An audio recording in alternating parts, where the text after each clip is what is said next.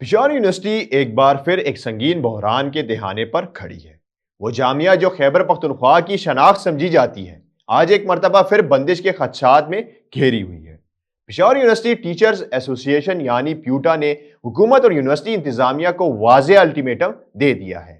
پیوٹا کا کہنا ہے کہ اگر 3 دن کے اندر سلیکشن بورڈ کا اجلاس نہیں بلایا گیا تو اساتذہ مکمل بائیکاٹ کر دیں گے اور پیر سے کلاسز کا مکمل بائیکاٹ کیا جائے گا۔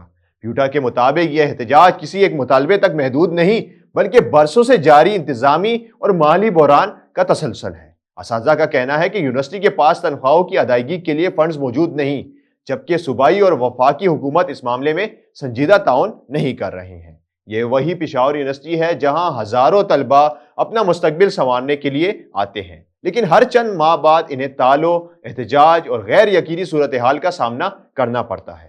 سوال یہ نہیں کہ اساتذہ احتجاج کیوں کر رہے ہیں، اصل سوال یہ ہے کہ ایک تعلیمی ادارے کو بار بار اسی مقام پر لا کھڑا کرنا کیا حکومتی ناکامی نہیں؟